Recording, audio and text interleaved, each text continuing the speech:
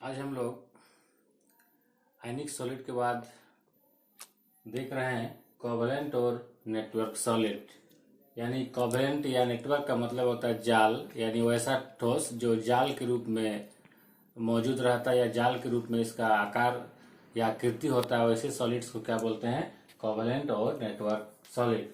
देखिए यहाँ लिखा है the crystal lattice is made up of neutral atoms which are linked together by covalent bonds.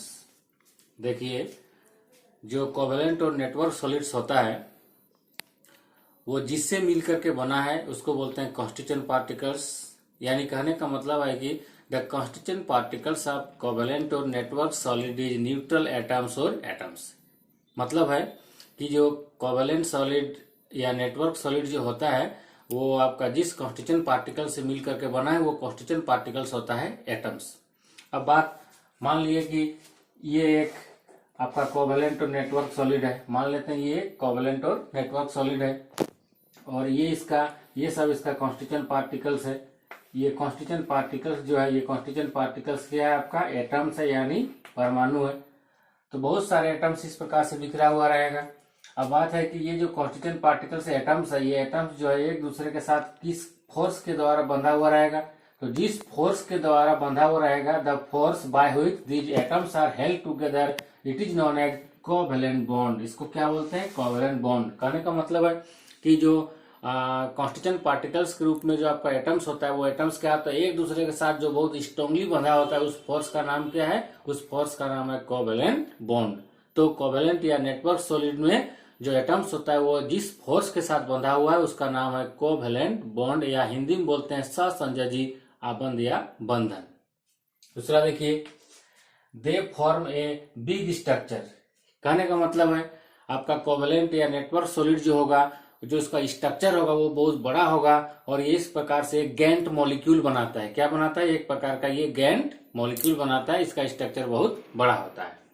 उसके बाद है देखिए दे हैव 2 डायमेंशनल और 3 डायमेंशनल स्ट्रक्चर।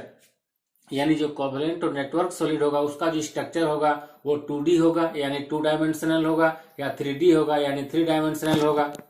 उसके बाद देखिए they contain large number of covalent bonds. यानी जो आपका कोवैलेंट या नेटवर्क सॉलिड्स होता है उसमें कोवैलेंट बॉन्ड का संख्या बहुत ज्यादा होता है। कोवैलेंट बॉन्ड का संख्या बहुत ज्यादा होने के कारण ऐसे मॉलिक्यूल को गैंट मॉलिक्यूल के नाम से जाना जाता है। ऐसे मॉलिक्यूल को गैंट मॉलिक्यूल के नाम से हम जानते हैं।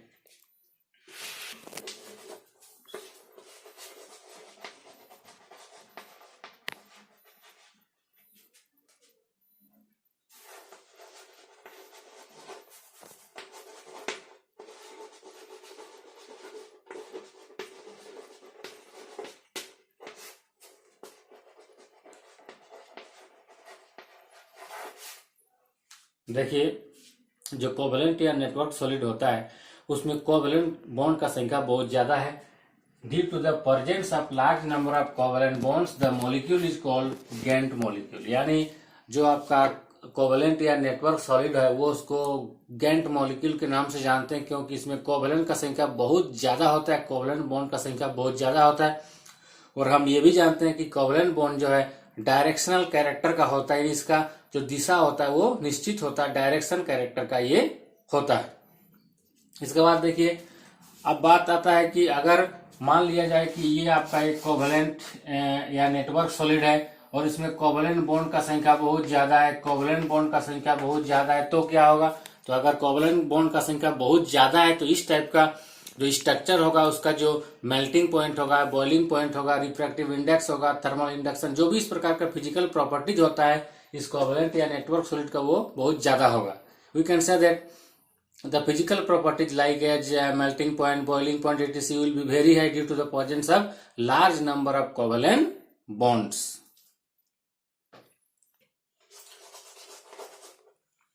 इसके बाद हम लोग ये जो आपका कोवैलेंट और नेटवर्क सॉलिड है इसका कुछ एग्जांपल देख रहे हैं। इसका एग्जांपल्स देखिए, इसका एग्जांपल्स है ग्रेफाइट, डायमंड हो गया, उसके बाद हो गया सिलिकॉन कार्बाइड, सिलिकॉन कार्बाइड, इसको SiC के रूप में लिखते हैं।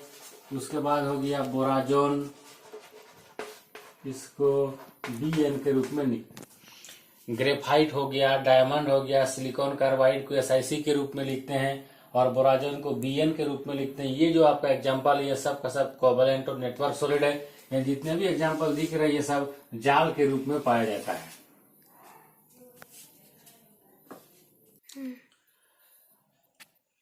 आपका जो ग्रेफाइट और डायमंड है, ये ग्रेफाइट जो है आपका 2 डायमेंशनल नेटवर्क के फॉर्म में मिलता है, जिसको हम लोग शॉर्ट में लिख सकते हैं कि ये 2D फॉर्म में मिलता है। जबकि जो डायमंड है, ये डायमंड जो है आपका 3 डायमेंशनल फॉर्म में मिलता है, यानी इसको क्या हम लोग 3D के रूप में इसको हम लोग लिखते हैं। अब देखिए, ये जो ग्रेफाइट और डायमंड है, दोनों का स्ट्रक्चर अलग अलग है, दोनों का स्ट्रक्चर अलग अलग है। ये जो ग्रेफाइट होता है, ये आपका इलेक्ट्रिक करंट को ये गेन कर सकता है, यानी it is a conductor of electric current but it is a bad conductor of. ये क्या है, ये देखिए आपका गुड कंडक्टर ऑफ है, ये गुड कंडक्टर है और ये आपका बैड कंडक्टर है इलेक्ट्रिसिटी का।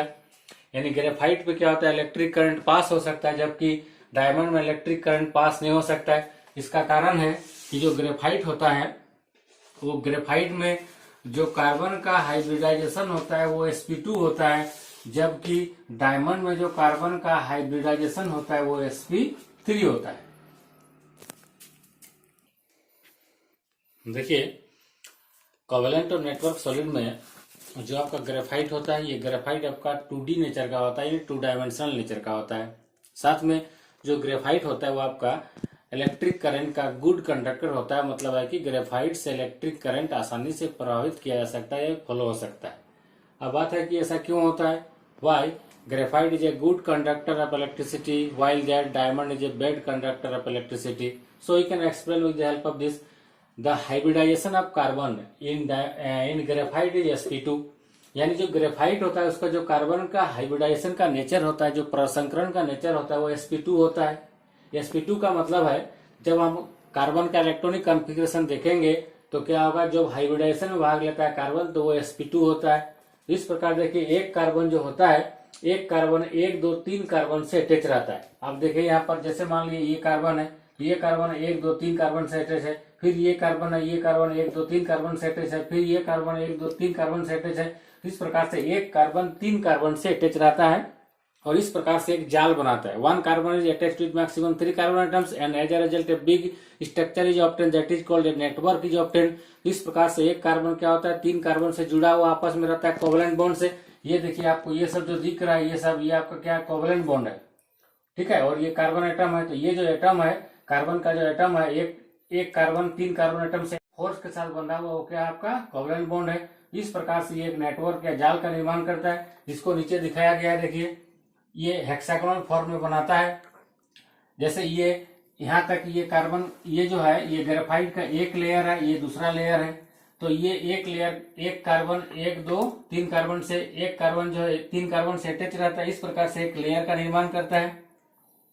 तो जब ये लेयर का निर्माण करता है तो 2 लेयर के बीच का कार्बन का दूरी होता है 340 पिकोमीटर और किसी सिंगल लेयर में 2 कार्बन के बीच का दूरी होता है 141.5 पिकोमीटर। अब ये जो परत है, ये इस प्रकार एक परत के ऊपर दूसरा परत, फिर तीसरा परत, फिर चौथा परत, फिर 5वां परत, ये number of layers are formed. तो ये जो लेयर है एक दूसरे के ऊपर इस प्रकार से ये लेयर बनाता है।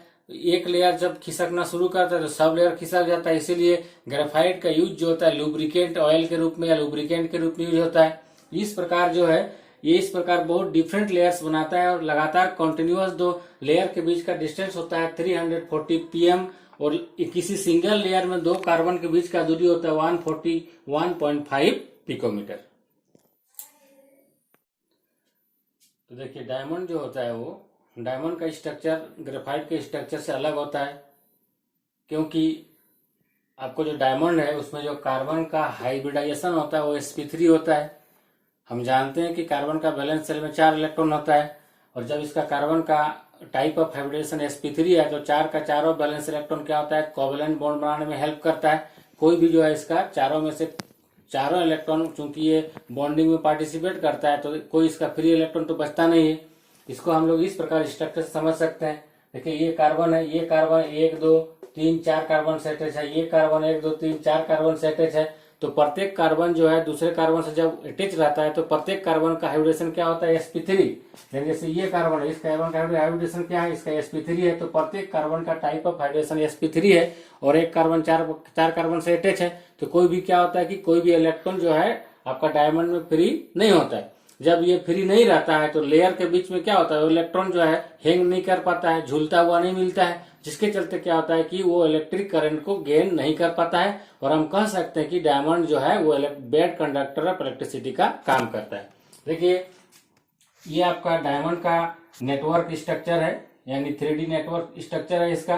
तो ये कार्बन है, ये कार्बन, ये कार्बन, ये कार्बन, इस प्रकार से फैला हुआ रहता है, नेटवर्क बनाता है। तो लगातार किसी लेयर में, किसी सिंगल लेयर में दो कार्बन के बीच का दूरी होता है 154 पिकोमीटर, यानी 154 पिकोमीटर। अगर इसको हम लोग मीटर में चेंज करेंगे तो 154 गुना 10 का पावर 9 मीटर होगा, 10 का पावर 12 मीटर होगा। यानी इसको अगर हम मीटर में चेंज करेंगे तो कितना होगा, 154 गुना 10 का पावर -12 मीटर होगा। इस प्रकार से ये डायमंड का स्ट्रक्चर है। और ये स्ट्रक्चर के चलते इसमें क्या होता है, चूंकि इसमें कार्बन में sp3 है तो कोई भी क्या होता है, इलेक्ट्रॉन फ्री नहीं रहता है, जिसके चलते क्या होता है वो इलेक्ट्रिक करंट को गेन नहीं कर पाता है। और वो डायमंड जो होता है बेड कंडक्टर ऑफ इलेक्ट्रिसिटी का काम करता है।